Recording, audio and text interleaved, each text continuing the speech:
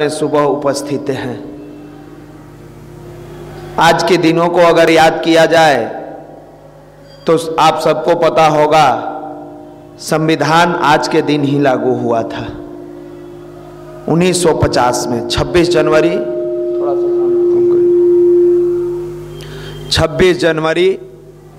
1950 को लागू हुआ था। एक ऐसी चीज को देकर जाते हैं महापुरुष हमारे यहाँ के, जिसके अनुरूप अगर भारत की विधि व्यवस्था चले तो सुचारू रूप से सही तरीका से चलाया जाए। लेकिन चलाने वाले हम लोग जो इस धरती पर आए, अभी आप सुन रहे थे गंगा की कसम यमुना की कसम, ये ताना बाना बदलेगा, तू खुद को बदल, तू खुद को बदल, फिर तो ये जमाना बदलेगा। आप निश्चित माने, आचार्य श्री भी लिख के गए हैं, परिवर्तन होगा। गुरुवर की किताब कभी पढ़िएगा, परिवर्तन का महान क्षण। आप पढ़िएगा, गुरुवर उसमें लिखते हैं कि आने वाले समय में घनघोर अंधेरों के बीच में दीपक लेकर चलने वाला व्यक्ति भी तुझे नजर में आएगा। इतनी घनी अंधेरी रहेगी कि लोगों को लगेगा कि अब प्रकाश नहीं होगा इस धरती पर, उसमें भी उजाला के किरण निकलेंगे। वैसे जैसे ठंड के दिनों में कुहासे के आने के बाद लोग समझता है कि ठंड नहीं जाएगा, बरसात के दिन में जब लगातार बारिश होता है तो लोगों को लगता है कि अब बारिश समाप्त नहीं होगा, चारों तरफ पानी ही पानी नजर आता है, कोई धरती सूखी नजर नहीं दिखती है। यह आदमी मान बैठता है कि ऐसे ही धरती गीली ही नजर आएगी, सूखी धरती नजर नहीं आएगी। लेकिन एक समय आता है, बरसात समाप्त होता है और सूखी धरती भी नजर आती है। एक समय आता है कि ये सूर्य की किरणें धरती पर पड़ती है, कुहासा समाप्त होता है और अंधकार वाले दिन, ठंड वाले दिन में भी प्रकाश नजर आने लगते हैं। अभी आप कुछ दिन पहले देखे होंगे, दिन काफी उल्टे पुल्टे तरीके से हो रहे थे। आज देखे, पिछले संडे को आप आए थे, बारिश हो रही थी, आज संडे को सुहावना धूप है। परिवर्तन के महान क्षण में लिखे हैं, बेटे विकट परिस्थितियों में धैर्य रखते हुए जो व्यक्ति अपने आप को सूर्य से जोड़ेगा वही इस समय सफल होगा। आप हम बहुत तेजी से रास्ते डाइवर्ट हो रहे हैं। कल एक बहुत फेमस पटना ही के ऑर्थो डॉक्टर हैं, उनसे बातचीत हो रही थी। वो बताया कि लड़का आजकल तैयारी करने की मूड में है ही नहीं। हम लोग तो डॉक्टर हैं, टीचर लोग आकर अक्सर यहां बताते हैं कि सर लड़के जब आते हैं तो उनकी टेंडेंसी ये रहती है कि मेरी चेहरा कितनी स्मार्ट है, मेरा लैंग्वेज कितना मरोड़ तरोड़ के रखते हैं कि लोगों को इंप्रेस करे। वो अपने आप को परोसने का प्रयास करता है कि सामने वाला आकर्षित तो हो, जबकि वो बताते हैं कि वो अपनी मूल स्थिति को भूल चुका है कि साधारण तरीका से जिंदगी जीने वाला व्यक्ति भी अगर कलम की ताकत से अपनी जिंदगी को सही दिशा देता है तो दिखने वाला सांवला व्यक्ति शिवदीप लांडे बन के आता है और पटना की धरती पर नाम कमा जाता है। नाम सुना है आपने? कौन थे? एसपी पटना। अब हम अपनी फैशन परस्ती की दुनिया में जाते हैं और अपना तरीका अलग से ढूंढ लेते हैं। आप वो दिन भूल गए हैं जिस दिन आप पटना की धरती पर कदम रखा, आपके मात्र एक सपने थे। वो सपना क्या था? मुझे अपनी कैरियर को तैयार करनी है। आज उन सपनों में इतने तरह के डाइवर्सन हो चुके हैं कि अब सपना केवल कैरियर बनाना नहीं है। मेरे पास अच्छी बाइक होती, मेरे पास अच्छा घर होता, मेरे पास अच्छे अच्छे गाड़ियां होती, हमारे पास गर्लफ्रेंड होता, लैपटॉप होता, मोबाइल होता। मैं मूल चीज को भूल के और डाइवर्ट होके अनेक चीजों में फंसे पड़े हैं। बार बार यहां से जिक्र होता है कि आप महान पुरुषों की जीवनी को पढ़े, स्वामी विवेकानंद की जीवनी को पढ़े, आचार्य श्री की जीवनी को पढ़े। महर्षि अरविंदो की बात आती है, उस समय जिस समय देश गुलाम था, आईसीएस की नौकरी निकालने वाला व्यक्ति पंडिचेरी के आश्रम में तप करते हैं। कितना बार गोल्ड मेडल मिला था? 27 बार गोल्ड मेडल मिला था। विदेशों में रहने वाले, उनको विदेश में 27 बार गोल्ड मेडल मिला। वो व्यक्ति आपकी धरती पर आता है तो वो भी मेडिटेशन करता है, वो ये नहीं कहते हैं कि मैं आईसीएस की नौकरी करूंगा। अभी का जैसे आईएएस है, उस समय आईसीएस था, इंडियन सिविल सर्विस। वो कहते हैं नहीं, अभी मेरा देश गुलाम है, मैं देश की गुलामी की जंजीर को तोड़ना चाहता हूं। जब ये देश आजाद होगा उस समय सोचा जाएगा मुझे नौकरी करनी है कि नहीं।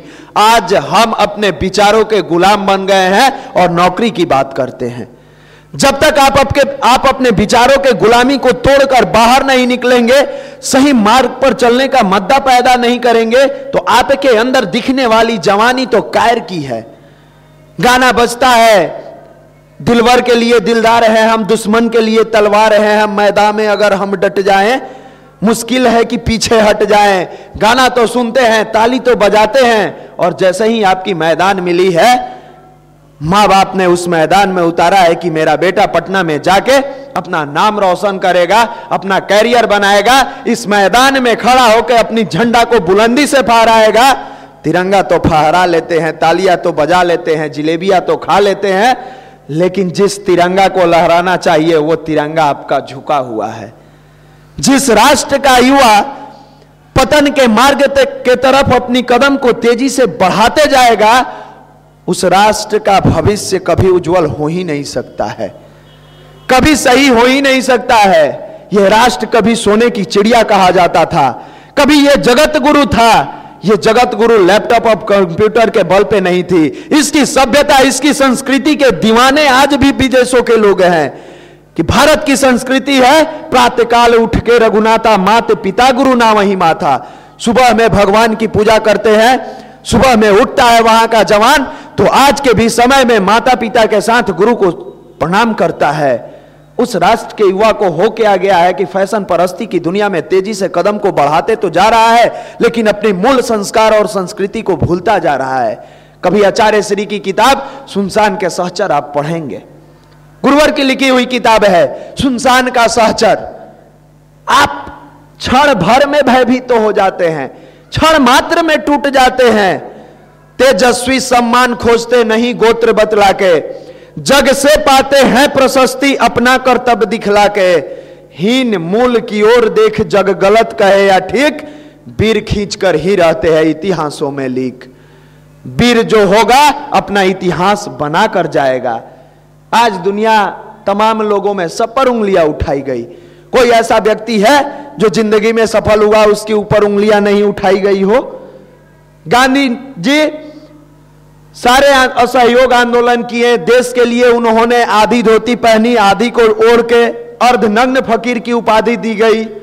उस व्यक्ति को भी दुनिया गाली देती है, आज की युवा पीढ़ी गाली देती है। गांधी जी ने क्या किया, गांधी ने क्या किया? अरे हम तो उन युवाओं को कहते हैं कि आप अपने घर में झांक के देखें। गाली तो देते हो उस महान पुरुष को, तुम्हारे घर में रहने वाले हमारे पिताजी, माताजी, दादाजी है, उनका नाम आखिर इस दुनिया में कोई क्यों नहीं लिया? उन्होंने किया क्या समाज के लिए? आज गाली वही सुनता है जो समाज में कुछ किया है, जिसने समाज को कुछ दिया है। गाली तो देते हो, लेकिन उसी नोट जिस पर गांधी की तस्वीर है उसके लिए हाय हाय करके मर रहे हो। करोड़ों में पैकेट जाना चाहिए, वो करोड़ों जब पैकेट में डालोगे तो उस पर गांधी की ही तस्वीर होगी। उस समय नहीं कहोगे कि नहीं, मैं गांधी के विचारों से सहमत नहीं हूं, मैं गांधी से नफरत करता हूं, मैं ये नोट नहीं ले सकता हूं। उस समय तो चाहिए कि टेबल के नीचे से भी मिल जाए तो मैं लेकर सहेज लूंगा। जिसको आपका राष्ट्र पिता कहता है वो साधारण इंसान हो ही नहीं सकता है। आज अपने पिता को पिता कहने में बहुत से युवा शर्माता है। थोड़ा सा पढ़ के अधिकारी बन गया, पिताजी साधारण किसान है। जैसे ही पहुंचते हैं बच्चा कहता है आए हैं गांव के हैं अंकल हैं। बाप को बाप कहने से शर्माता है। फैशन परस्ती के युग में जीने वाला युवा उस भगवान से कतराता है जिसकी बदौलत इसने दुनिया देखी, और उस गांधी को गाली देता है जिसको पूरा राष्ट्र पिता कहता है।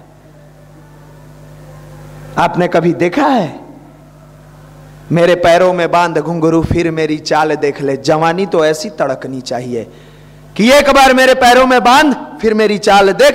एक बार आपने मौका दिया फिर मेरी तकदीर और तस्वीर देखो कैसे बदल के मैं रखता हूं। मेरे अंदर वो पोटेंशियल है, मेरे अंदर वो ताकत है। आखिर ये चला कहां गया है? ये बहुत तेजी के साथ आज की युवा पीढ़ी पश्चिमी सभ्यता को अपनाते जा रहा है और उस पश्चिमी सभ्यता को अपनाकर अपने यहां की मूल चीजों को गंवाते चला जा रहा है। प्रार्थना करता है हाथ पसार के तो मालिक से मांगता है, हे मालिक मुझे धन दो, दौलत दो, सुख दो, सुविधा दो।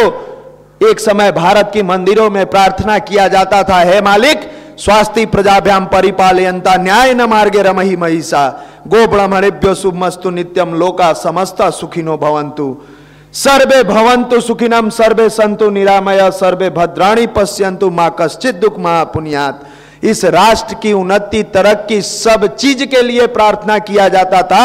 आज गाड़ी बंगला इस चीज के लिए करता है। ये भूल जाता है कि मालिक से मांगना है तो एक ही मांगो कि हे मालिक न मैं रहूं न मेरी आरजू रहे, बस तू रहे, तेरी आरजू रहे। जब इनकी कृपा आपके ऊपर बरसेगी आपसे गलत हो ही नहीं सकता है, आप कुमार्ग पर जा ही नहीं सकते हैं। इसी का नाम भारत का अध्यात्म है, जिसके बदौलत ये देश सोने की चिड़िया थी, जिसके बदौलत इस देश को जगत गुरु कहा जाता था, जिसके अंदर एक साधारण परिवार में जन्म लेने वाला व्यक्ति परमात्मा की अनुदान वरदान व्यवस्था है तो साधारण गरेरिया का लड़का शिवाजी बनता है। यहां के युवाओं के अंदर इतनी ताकत थी कि पिता की लाज बचाने के लिए 14 बरस से 16 बरस की आयु का अभिमन्यु रणभूमि में उतर जाता है। कहता है पिताजी नहीं है तो क्या, उनके बदले मैं लड़ूंगा, मैं चक्रव्यूह बेधूंगा। और आज का युवा 28 साल के उम्र में कायर बन के बैठा है। यह धरती आज अभिमन्यु को त्यागते जा रही है। इस धरती पर अर्जुन की कमी होती जा रही है। कर्ण जैसे योद्धा छुपे पड़े हैं। आखिर इसका कारण क्या है? क्योंकि इसने पश्चिमी सभ्यता को इतनी तेजी से अपनाया है कि इसकी मूल सभ्यता समाप्त हो गई है। एक बहुत महान राइटर लिखता है, पश्चिम के तरफ जाकर सूर्य भी अस्त हो जाता है, अस्ताचल की ओर जाता है। वो पश्चिम के तरफ जाकर सूर्य भी डूब जाता है। तो ये भारत के नौजवानों को आगाह कर दो कि पश्चिमी सभ्यता को वो अपनाकर अगर सोचता है कि मैं अपनी संस्कार और संस्कृति बरकरार रखूंगा तो कभी नहीं बच सकता है। पश्चिमी सभ्यता को अपनाने वाले इन हिंदुस्तानियों का संस्कार और संस्कृति दोनों उसी तरह अस्त हो जाएगा जैसे सूर्य पश्चिम में जाकर अस्त हो जाता है। इतना बड़ा फिलोसफर का लिखा हुआ इतना शानदार तर्क देता है। आपकी कल्पना तो होती है, कल्पना को साकार करने के लिए आपने प्रयास कितना किया? आपके अंदर पोटेंशियलिटी तो है, स्टडी टेबल पर बैठने के बाद आपने गेन कितना किया? यहां से जिन चीजों को सिखाया जाता है थोड़ी दिन के लिए आपके मस्तिष्क में रहता है, फिर मित्र मिलते हैं, मित्र की मंडली खड़ी होती है, वहीं पर आपका अस्तित्व समाप्त हो जाता है। पिता का प्यार, मां का स्नेह, घर का स्नेह सारे भूल के और आप रास्ते पर भटकते अनगढ़ों की तरह आगे बढ़ते जाते हैं। क्या इसी का नाम भारत की संस्कृति थी? यहां तो वो संस्कृति थी जहां लिखा गया लघुता से प्रभुता मिले, प्रभुता से प्रभु दूरी, चिट्ठी शक्कर ले चले हाथी के सिर धूरी। जहां विनम्र भाव से प्रार्थना करने पर छोटी चिट्टियां अपने सिर पर गुड़ और चीनी के दाने लेके चलते हैं, बड़ी हाथी के अंदर घमंड होता है तो उसके सिर पर धूल ही धूल नजर आता है। लघुता से प्रभुता मिले। अगर आप शालीन हैं तो भगवान की शरण में आप हैं। प्रभुता से प्रभु दूरी। बहुत आप अपने आप को प्रभुत्वशाली मानते हैं, मेरे पास बंगला है, मेरे पास धन है, आपसे भगवान दूर होते चले जाते हैं। चिट्टी शक्कर ले चले हाथी के सिर धूरी। चिट्टी के अंदर विनम्रता रहने के कारण हमेशा वो अपने भोज्य पदार्थों को लेके आगे बढ़ने का प्रयासरत रहती है, और थोड़ी सी घमंड आ जाने पर आप देखते हैं कि हाथी रास्ते चलते इधर से उधर से उठा के ऊपर फेंकती है। इतिहास साक्षी है। गुरुवर लिखते हैं, बेटा शालीनता बिना मोल बिकता है पर उससे सब कुछ खरीदा जा सकता है। आपको एक छोटी घटना का जिक्र कर रहे हैं। आप बुद्ध का नाम सुना होगा। कहां ज्ञान प्राप्त हुआ था? बोध गया में। अपनी बिहार की धरती इतनी शानदार है जिसके बारे में इतिहास लिखता है। आते हैं उस समय जिस समय मर्यादा पुरुषोत्तम का जन्म होता है।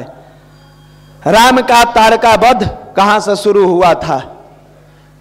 इसी बिहार की धरती से कृष्ण का जरासंध वध इसी धरती से जन्म शुरुआत होता है। गांधी का चंपारण आंदोलन इसी धरती से, और अन्ना जी जब जाकर फ्लॉप हो जाते हैं तो उनका भी आंदोलन आके इसी बिहार की पटना की भूमि से शुरू होती है। नरेंद्र मोदी भी लिखते हैं, जिनको आज पूरा राष्ट्र जिस रूप में माने कि मैं जब तक बिहार नहीं जाऊंगा मेरा संकल्प सही हो ही नहीं सकता है, क्योंकि उस धरती से गांधी ने आंदोलन शुरू किया था। उस धरती का जन्म लेने वाला यह सपूत आज इतना कुंठित क्यों हो गया है? इसकी स्थिति है बुद्ध भगवान के पास बहुत सारे भक्त पहुंचे। बुद्ध भगवान बोले कि आज मैं कुछ न कुछ किसी सबको दूंगा। लाइन लग गई, सारे शिष्य जाके किन्हीं को आईआईटी की नौकरी चाहिए था वो मांग लिए, कोई पीडब्ल्यूडी में इंजीनियर बनना चाहते हैं वो मांग लिए, कुछ लोग की इच्छा थी कि हम तनी घूस लें फिर भी नहीं पकड़ा है वो भी मांग लिए। सब कुछ कुछ अपने अनुसार उस समय के अनुसार जिनको जो चाहिए था मांगते हुए आगे बढ़ते जाते हैं। एक शिष्य पहुंचता है, बुद्ध उसके तरफ देखते हैं, सिर नीचे करके कहते हैं जाओ तुम बाद में आना, आज तुम्हें नहीं दूंगा तुम बाद में आना। वो कहता है सबको दे दिए, हम कहने बारी हमारी जब बारी आई तो आप बोलते हैं कि बाद में दूंगा। बोले जाओ बाद में आना, बाद में मिलेगा। शिष्य भी होशियार था, वो इतना तेज था कि पटना के लॉज में आईआईटी की तैयारी करता था। बुद्ध भगवान तो बेचारे सीधे साधे पूजा पाठ करने वाले, बोला इनमें आईआईटी वाला इंजीनियरिंग बुद्धि लगा देते हैं, थोड़ा सा अपना बुद्धि लगाते हैं, ये देंगे नहीं। अरे सर जी ऐसे नहीं देंगे, बहुत तरीका है सर जी से ले लेने का। जाएंगे फलाना भैया के बुलाएंगे, थोड़ा पैरवी कराएंगे, फलाने भैया को बुलाएंगे उनसे पैरवी कराएंगे, और कुछ नहीं होगा तो बहुत तरीका है, सर जी को तो लुभा ही लेंगे। सर जी भी बड़ा तेज थे, बुद्ध भगवान थे भाई जिसको आत्मज्ञान हुआ था। वो भी बोले चल बेटा तू जिस लेवल से सोचता है मैं उस लेवल की भी परीक्षा दे दूं, तू मेरी ही परीक्षा लेना चाहता है मैं तैयार हूं, बिल्कुल तू जैसा चाहता है वैसा ही करूंगा, लेकिन फिर भी तुझे मिलेगी नहीं।